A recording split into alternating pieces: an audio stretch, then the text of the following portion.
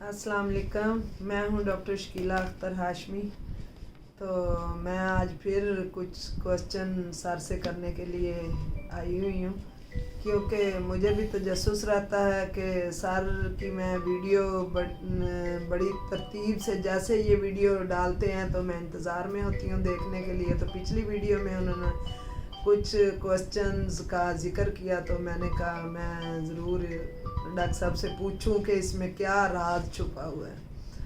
अस्सलाम वालेकुम डॉक्टर साहब, पहले मैं ये पूछूंगी कि आपने एक वीडियो में जिक्र किया है कि महकमा मौसमियात वाले कुछ गड़बड़, कुछ करप्शन, कुछ करते हैं। तो ये तो एक कुदरती मौसम का हाल या वो करते हैं, आने वाले मौसम का थोड़ा वो कर देते हैं, आने से पहले उसका बता देते हैं। तो ये क्या करप्शन कर सकते होंगे? मेरे दिल में ये तजस्सुस है कि आपने ये क्या जिक्र किया है। देखें जी, पाकिस्तानी जो हैं वो ऐसे ऐसे तरीके ढूंढ लेते हैं करप्शन के कि इस मामले में तो हमारी जितनी इजादात हैं वो पूरी दुनिया पीछे है। मुझे एक मेरे दोस्त ने वाक़या सुनाया कि वो कराची में ठहरा हुआ था, तो एक और उसका दोस्त था वो भी वहाँ ठहरा हुआ था। तो ऐलान हुआ कि समुंदर में तूफ़ान आ रहा है, तो ये कराची से टकराएगा और हर चीज़ को तहस नहस कर देगा। तो वार्निंग जारी होगी, अलर्ट जारी हो गया, टीवी पे ख़बर चलनी शुरू होगी और कोस्ट गार्ड क्या जितनी भी गवर्नमेंट की एजेंसीज थी, मछेरे थे, सबको वापस बुला लिया गया और सारे जो हैं वो समुंदर से कोसों दूर चले गए। अच्छा। तो वो कहता है कि मैंने उसको कहा भाई मैं जा रहा हूँ, वो तूफ़ान आने वाला है समुंदर का, तो ये सारा कुछ गिर गिरा जाएगा, तो तुम इधर अभी तक आराम से सोए हुए। वो कहता तुम लोग जाओ, मेरा तो माल आने वाला है। तो वो कहता है मैं हैरान हुआ कि ये इसका क्या माल, सारा तो डूब जाएगा। तो उसने कहा जी बस तुम जाओ ना, तुम इधर ना रुको, लेकिन मुझे कुछ नहीं होगा, तुम फिक्र ना करो, तुम जाओ।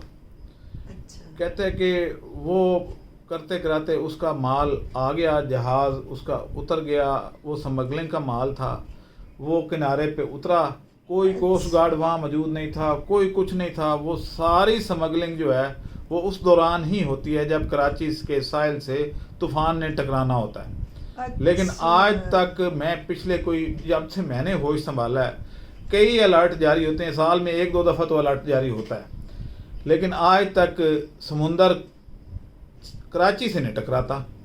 वो होता ही है कि उसके कुछ देर बाद जब सारे जहाज़ उतर जाते हैं तो एक ख़बर चलती है कि जी तूफ़ान ने अपना रुख मोड़ लिया है और वो इंडिया की तरफ जाते हुए उसका जोर टूट गया और वो ख़त्म हो गया। तो इस दौरान तमाम स्मगलिंग का माल वहाँ उतर चुका होता है। तो आखिर क्या वजह है कि इतनी दफ़ा ये समुंदर के अंदर तूफ़ान उठता है, उसका मुंह सीधा कराची की तरफ होता है और गवादर की तरफ, लेकिन आते आते आते जब सारी वो बंदरगाह खाली हो जाती है, सारे लोग वहाँ से चले जाते हैं, सारे कोस्ट गार्ड ये वो सब जितनी एजेंसियाँ हैं सब के लोग चले जाते हैं वहाँ से। तो उसके बाद वो बस आगे से समंदर तूफान को बंदे नहीं नजर आते, इसलिए हाँ वो वहाँ जब बिल्कुल उसको किनारे पे पहुँचता तो वो इंडिया की तरफ पहले रुख मोड़ता है और आगे कोई 100-200 किलोमीटर जाके उसका जोर टूट जाता है और वो समुंदर में हज़म हो जाता है। तो मुझे उसका ये वाक़या सुन के तो बड़ी हंसी आई। पहले मैं भी यही समझता था कि एक ये वाहिद महकमा है जो करप्शन नहीं कर सकता लेकिन उसके बाद मैंने अपने जो नज़रिया है वो बदल लिया कि नहीं, पाकिस्तान में हर बंदा करप्शन कर सकता है। अच्छा सर, लाहौर में बारिशें और इनके पानी को ये भी है तो महकमा मौसमियात से रिलेटेड, लेकिन ये जो बारिशों का पानी है इसको कैसे इस्तेमाल या क्या इसके नुकसानात जो हैं इनको कैसे इनका रुख कैसे मोड़ा जा सकता है? वैसे आपको एक बात बताऊं कि ये जो ईद गुजरी है, बकरा ईद, हाँ, तो मैं टीवी पे बैठा देख रहा था, छुट्टी थी एक दिन पहले, तो वो कह रहे थे कि ईद के तीनों दिन बड़े खुश्क होंगे, खुश्क मौसम, खुश्क और गर्म मरतूब रहेगा। अच्छा। तो जितनी बारिश इस दफ़ा ईद वाले दिन हुई है इतनी आज तक नहीं हुई कि हमारे दफ्तरों में घरों में पानी घुस गया, लाहौर डूब गया। तो क्या खुश्क और गर्म मरतूब यही था? ये हमारे महकमे मौसमियात वाले पता नहीं क्या कैसे मौसम को डिटेक्ट करते हैं। مجھے تو یہ لگتا ہے کہ جیسے سوئے ہوئے ہیں، چوکیدار کہتے ہیں کہ جا مینار پاکستان سے چڑھ کے دیکھ کے بدل تو نہیں آ رہا، اگر بادل آ رہا ہو تو کہتے ہیں جی بارش کا چانس ہے، اور اگر نہیں آ رہا ہوتا تو کہتے ہیں بھائی کوئی نہیں ہے. اور میرا نہیں خیال کہ ان کے پاس کوئی آلہ موجود ہے یا یہ اس کو استعمال کرنا جانتے ہیں یا ان کے پاس ہے بھی یا نہیں ہے، یہ کوئی پتہ نہیں.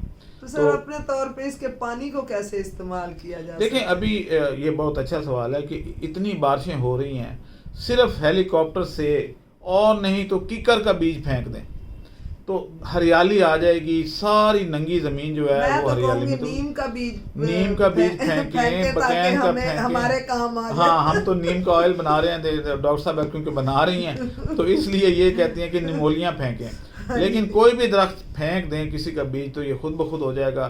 تو ہمیں جو سونامی ٹریز اور یہ وہ بلین ٹریز اس کی ضرورت ہی نہیں ہے. اتنی بارشیں ہو رہی ہیں ماشاءاللہ. اب تو انڈیا نے بھی پانی چھوڑ دیا کہ وہ بھی ڈوب گئے ہیں، تو آپ راوی اور ستلج دونوں میں پانی آ گیا.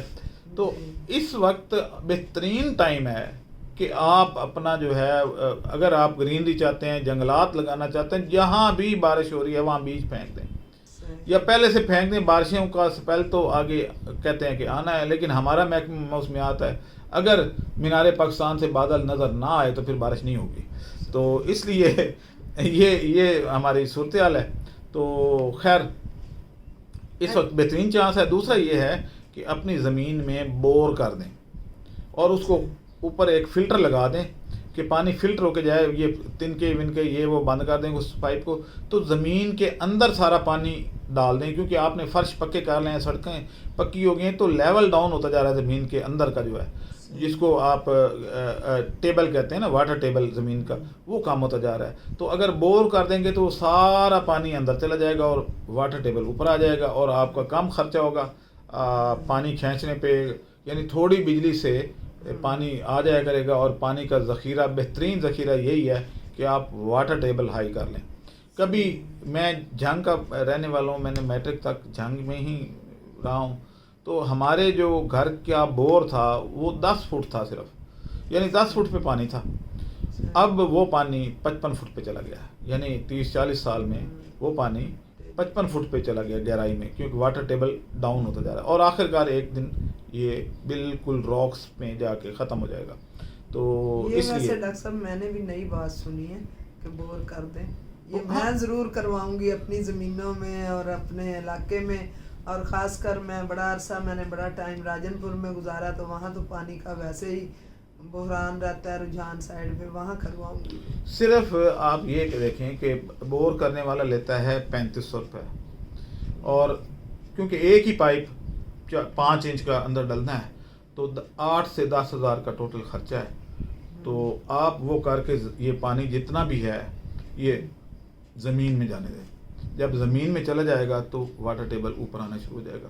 اور آپ سر جیسے ڈاکٹر صاحب پہلے کبھی کنویں بناتے تھے اور اس میں پانی چھوڑ، تو اس طرح کا کر کے کرنا وہ چاہیے. تو بہت بڑا ہے نا. عام بور اگر ڈال دیں تو سمجھے 5 انچ کا ٹیوب ویل چل پڑا نیچے زمین میں، تو جب کافی سارے بور ہوں گے تو زمین کا واٹر ٹیبل اوپر آ جائے گا. جب اوپر آ جائے گا تو آپ کی انرجی کنزمپشن، اور میٹھا پانی، بارش کے پانی تو میٹھا پانی ہے، تو یہ چلا جائے گا. اور ویسے کیونکہ اب سارے جو ہمارے غریب آدمی بھی جو ہے وہ بھی نیسلے پہ لگ گیا اور فلٹر کا پانی پیتا ہے، تو اس لیے کوئی نقصان بھی نہیں ہے کہ اگر مٹی وٹی تو ویسے بھی چلی جائے تو فلٹر ہو کے آ جاتی ہے. تو اس طریقے سے واٹر ٹیبل جو ہے وہ ایگریکلچر کے لیے یہ بہترین چیز ہے. اور جب واٹر ٹیبل اوپر آئے گا تو آپ کا میٹھا پانی فصلوں کو جائے گا اور وہ بھی زیادہ فصلیں دیں گی، کیونکہ اس میں نمکیات، جو زہریلے نمکیات ہیں وہ نہیں ہوں گے، نمک نہیں ہوگا. تو اس طریقے سے یہ آپ کر سکتے ہیں. اچھا ڈاکٹر صاحب، یہ بارشیں وغیرہ ہونے سے آپ کی جو لاہور کی ٹریننگ تھی وہ کافی متاثر ہوئی ہے. ہاں، تو میرا خیال ہے آپ نے جانا تو بعد میں تھا کراچی، تو آپ نے پہلے ہاں میں نے ٹکٹ حالانکہ 11 تاریخ کی کرائی ہوئی تھی تو میں نے اس کو آگے کروا لی ہے 3 دن. اب کراچی میں جو آپ کی ٹریننگ ہوگی اس کی کیا ڈیٹ ہے؟ اس میں 10-11 کو ہم کریں گے اس کی جو ہے بایو فلاک کی، 10 اور 11 کو، اور 15 تاریخ کو 10 اور 11 جولائی کو، اور 15 تاریخ کو ہم نیم آئل، بینگن آئل اور خشک پیاز یہ ہم کراچی میں کریں گے. کراچی والوں کو سب سے زیادہ بینیفٹ ہے نیم آئل بنانے میں، اور آپ جتنا بھی بنا لیں گے وہ ہم خرید لیں گے، کیونکہ اس کے ہمارے پاس بہت زیادہ آرڈر آئے ہوئے ہیں اور ڈیلرشپ بھی کیونکہ آپ چل پڑی ہیں. سر کراچی میں نمولیاں زیادہ ہوتی ہیں؟ کراچی میں صرف ہیں ہی نیم کے درخت, کوئی اور درخت ہے ہی نہیں. صحیح. تو سر کراچی میں کیونکہ آپ سے میں نے ایک دفعہ سنا تھا کہ آپ کی کوئی وہاں شاگرد ہے جو نیم کو خشک کر رہی ہے, نیم سیڈ کو, تو وہاں نیم سیڈ کیا پہلے آ جاتے ہیں ہمارے ادھر سے؟ اس کا ویدر کیونکہ گرم ہوتا ہے کراچی, آپ کے یہاں تو ابھی یعنی بارشیں ہو کے ٹھنڈ ہو گئی, تو کراچی میں سردیاں آتی نہیں ہیں. سردیاں آتی صرف ایک ہفتے کے لیے ہیں, تو باقی سارا سال تو گرم رہتا ہے اور پنکھے چلتے رہتے ہیں, ایئر کنڈیشنر چلتے رہتے ہیں. تو وہاں آپ کو پتہ ہے سندھ کی فصل ہمیشہ پہلے آتی ہے. سر وہاں یہ تو چیز آپ کر رہے ہیں, اور ورمی کمپوز کی نہیں کر رہے ٹریننگ, یا کریں گے وہ بھی کریں گے, آن ڈیمانڈ کریں گے. اگر وہاں پہ لوگوں نے پتہ تو چل گیا اب سب کو کہ ٹریننگ ہو رہی ہے, اگر انہوں نے کہا جی کروائیں تو پھر ہم 16 یا 17 کو ورمی کمپوسٹ کی بھی کر دیں گے, وہ آن ڈیمانڈ کریں گے. چلیں اب میرے خیال میں ہمیں اجازت لینی چاہیے, کافی ویڈیو لمبی ہو گئی ہے, تو اب ہمیں مجھے اور ڈاکٹر شکیلہ کو اجازت دیں. اللہ حافظ.